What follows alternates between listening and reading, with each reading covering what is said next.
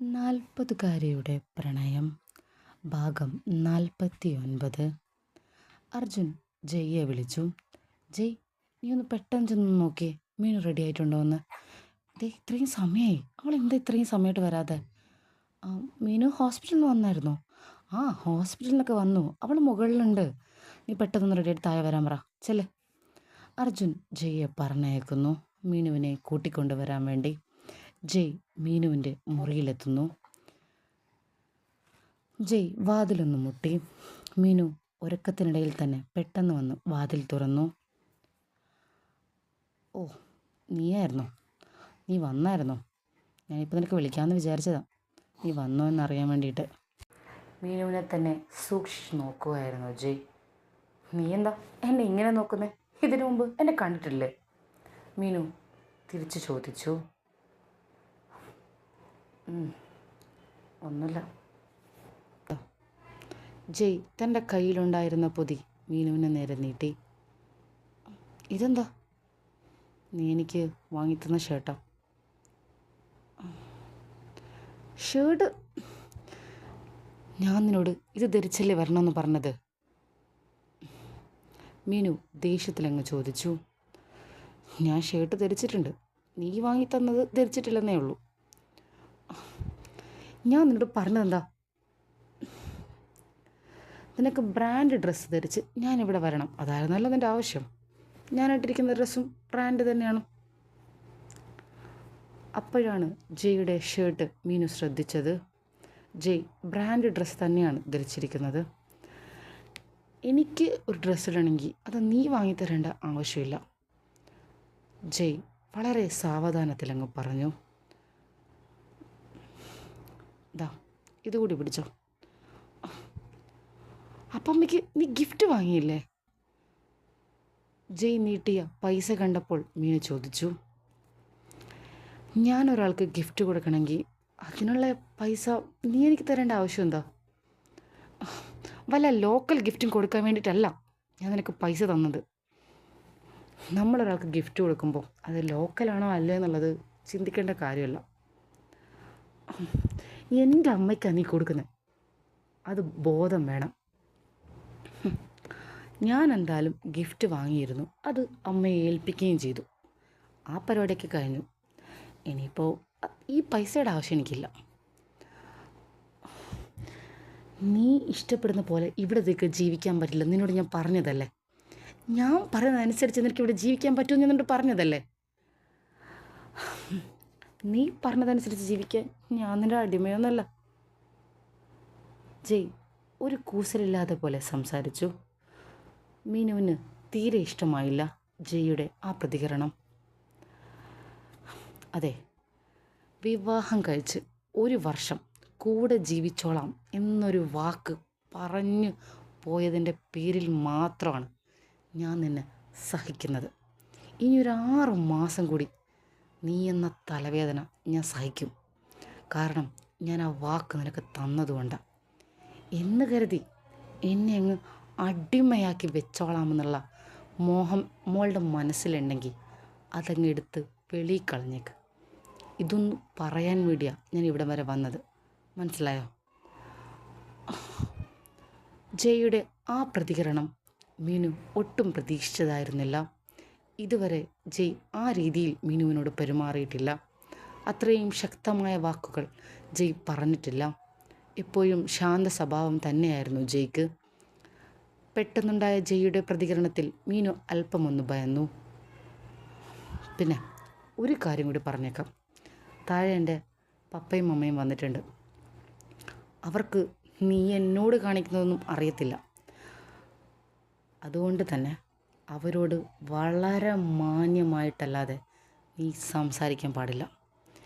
എന്തെങ്കിലും ഒരു ഇഷ്ടക്കേടോ എന്തെങ്കിലും ഒരു വാവിട്ട വാക്കോ അവരുടെ നേരെ നീ പറഞ്ഞ അതോടെ നമ്മൾ തമ്മിലുള്ള വാക്ക് ഞാനങ്ങ് തെറ്റിക്കും, മനസ്സിലായോ നിനക്ക്? ജയ് വളരെ ദേഷ്യത്തോടെയും തൻ്റെ ഇടത്തോടെയും വിരൽ ചൂണ്ടിയുമായി സംസാരിക്കുന്നത് കണ്ട് മീനു ഒന്ന് പതറി. അപ്പോൾ മനസ്സിലായി കാണുമെന്ന് വിചാരിക്കുന്നു. ഓക്കെ. പെട്ടെന്ന് റെഡിയായിട്ട് തമ്പുരാട്ടി താഴേക്ക് ഇറങ്ങുക. അവിടെ എല്ലാവരും കാത്തിരിക്കുന്നുണ്ട്. വന്ന ഗസ്റ്റുകളെങ്കിലും ഒന്ന് മാനിക്ക്. ജയ്യുടെ ഈ പ്രതികരണം മീനു ഒട്ടും പ്രതീക്ഷിച്ചില്ല. പിന്നെ ഒരു കാര്യം കൂടി പറയാം, ഇതുകൂടി ഒന്ന് പറഞ്ഞു പോയില്ലെങ്കിൽ എനിക്കൊരു സമാധാനം കിട്ടില്ല. വേറൊന്നുമല്ല,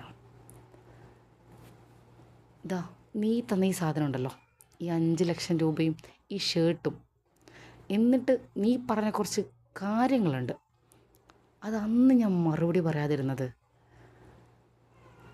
അന്ന് നീ എനിക്ക് ഏൽപ്പിച്ച മുറിവ് അത്രത്തോളം വലുതായതുകൊണ്ടാണ്. പക്ഷേ മേലിൽ ഇതുപോലൊരു കാര്യം ഇനി ആവർത്തിക്കരുത്. എൻ്റെ ആത്മാഭിമാനത്തെ ചോദ്യം ചെയ്യുന്നൊരു പ്രവൃത്തി നിൻ്റെ ഭാഗത്തുനിന്ന് ഇനിയുണ്ടായാൽ എൻ്റെ പ്രതികരണവും മോശമായിരിക്കും. പറഞ്ഞില്ലെന്ന് വേണ്ട. ജയ് ഒരു താക്കീത് പോലെ പറഞ്ഞു അവിടെ നിന്നിറങ്ങി. മീനുവിന് ഒട്ടും വിശ്വസിക്കാനായില്ല ജയ്യുടെ ഓരോ വാക്കും. മീനുവിന് അതൊരു ഷോക്ക് തന്നെയായിരുന്നു. കഴിഞ്ഞ 6 മാസങ്ങളായി താൻ പറയുന്നതിനപ്പുറം ഒന്നും സംസാരിക്കാതെ താൻ പറയുന്നതെല്ലാം അനുസരിച്ച് നിൽക്കുന്നവനായിരുന്നു അവൻ. പെട്ടെന്നുള്ള അവൻ്റെ ഈ പ്രതികരണത്തിൻ്റെ കാരണം എന്താണെന്ന് മീനുവിന് മനസ്സിലായില്ല. അവൻ്റെ വാക്കുകളിലെ ശക്തി മീനുവിന് അല്പം ഭയമുണ്ടാക്കി. എന്തോ അവനെ തൻ്റെ വാക്കുകൾ അനുസരിപ്പിക്കുമ്പോൾ മീനു അത് ആസ്വദിക്കുന്നുണ്ടായിരുന്നു. ഒന്നും പ്രതികരിക്കാതെ അവനത് കേട്ടു നിൽക്കുമ്പോൾ അവൾക്കതിൽ ഒരു സുഖം തോന്നിയിരുന്നു. അതുകൊണ്ട് തന്നെ അവനെ അനുസരിപ്പിക്കുന്നത് അവൾക്കൊരു ലഹരിയായിരുന്നു. പെട്ടെന്ന് അവൻ പ്രതികരിച്ചപ്പോൾ മീനു വല്ലാണ്ടായി. കൂടുതലൊന്നും ആലോചിച്ച് നിൽക്കാൻ സമയമില്ലാത്തത് കൊണ്ട് തന്നെ മീനു പെട്ടെന്ന് തന്നെ താഴേക്കിറങ്ങി. മീനുവിനെ കണ്ട ഉടൻ അമ്മ ചോദിച്ചു, എന്താ മോളെ, അമ്മയെ ശരിക്കും നെട്ടിച്ചല്ലേ? മീനു ചിരിച്ചുകൊണ്ട് പറഞ്ഞു, ഞാൻ അമ്മയെ നെട്ടിക്കുന്ന കരുതിയത്, പക്ഷെ അമ്മ എന്നെയാണ് നെട്ടിച്ചത്. എൻ്റെ അമ്മ ഇങ്ങനെ ഇത്രയും സുന്ദരിയായത്? പിന്നെ സൗന്ദര്യം നമ്മുടെ ഉള്ളിൽ എപ്പോഴും ഉണ്ടല്ലോ, ഒന്ന് മിനുക്കിയപ്പോൾ ഇത്തിരി കൂടി. അമ്മ ചിരിച്ചുകൊണ്ട് പറഞ്ഞു, ആ എൻ്റെ അമ്മയ്ക്ക് ഇങ്ങനെയൊക്കെ സംസാരിക്കാൻ അറിയാവോ? എന്താ ഞാൻ കേൾക്കണേ? ഒന്ന് പോടി, ഞാൻ അത്രയ്ക്ക് സുന്ദരിയായിട്ടുണ്ടോ? അമ്മ വീണ്ടും തമാശ പോലെ ചോദിച്ചു.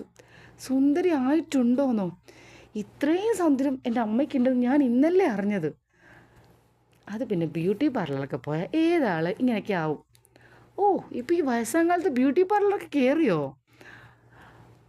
അപ്പം പിന്നെ നീ അതൊന്നും അറിഞ്ഞില്ലേ? ഇല്ല, വല്ലേട്ടൻ കൊണ്ടായിരുന്നോ അമ്മ ബ്യൂട്ടി പാർലറിൽ? വല്ലേട്ടൻ അതൊന്നും എൻ്റെ അടുത്ത് പറഞ്ഞില്ലല്ലോ. ഓ, അപ്പം നിനക്കതൊന്നും അറിയില്ല? ഇല്ലെന്നേ, അമ്മയ്ക്കൊരു കിള്ളൻ സർപ്രൈസ് ആണെന്ന് മാത്രം അറിയാം. പക്ഷെ ഇത്രത്തോളം ഉണ്ടാവുമെന്ന് ഞാൻ കരുതിയില്ല. ഇതിവിടെ വന്ന് കണ്ടപ്പോൾ എനിക്കാണ് സർപ്രൈസ് ആയത്. മീനു ചിരിച്ചുകൊണ്ട് പറഞ്ഞു. ഓ, അങ്ങനെയൊക്കെയാണ് കാര്യങ്ങൾ അല്ലേ? അമ്മ ഒരു തെല്ലും സംശയത്തോടെ സംസാരിച്ചു. എങ്ങനെയൊക്കെയാണ് കാര്യങ്ങൾ? അല്ല, നിനക്ക് ഇതൊന്നും അറിയില്ല എന്ന് എനിക്കിപ്പോഴാണ് അറിഞ്ഞത്. വല്യേട്ടൻ പറഞ്ഞു ഒന്നും നോക്കേണ്ട ആവശ്യമില്ല, അമ്മയ്ക്കൊരു കിടിലൻ സർപ്രൈസ് കൊടുക്കുന്നുണ്ട്, അത്രേ അറിയുള്ളൂ. ഓ, അങ്ങനെ. എന്നാൽ ശരി, വാ. ബന്ധുക്കളൊക്കെ നിന്നെ അന്വേഷിച്ച് തുടങ്ങുന്നുണ്ട്, വാ. പിന്നെ കേക്ക് കട്ട് ചെയ്തിട്ടില്ല, നീ കൂടി വന്നിട്ട് മുറിക്കാന്ന് പറഞ്ഞ് വെയിറ്റ് ചെയ്തിരുന്നതാ. വാ. അമ്മ മീനുവിനെയും കൂട്ടി കേക്ക് മുറിക്കാൻ ഹാളിലെത്തി. അങ്ങനെ ആഘോഷങ്ങൾ വീണ്ടും തുടങ്ങുമ്പോൾ അപ്രതീക്ഷിതമായി ഒരതിഥി എത്തുന്നു. അനുവാദമില്ലാതെ എത്തുന്ന ആ അതിഥിയുടെ വരവ് മീനുവിൻ്റെ ജീവിതത്തെ പിടിച്ചുലക്കാൻ കഴിയുമ്പോൾ ജയ് അതൊരവസരമായി കാണുമോ? അതോ മീനുവിനോടുള്ള ജയ്യുടെ ദേഷ്യം ഇല്ലാതാക്കാൻ ആ അതിഥിക്ക് സാധിക്കുമോ? എന്തായാലും വരുന്ന എപ്പിസോഡിനായി കാത്തിരിക്കുക. ആരാണ് ആ അതിഥി എന്നറിയാൻ.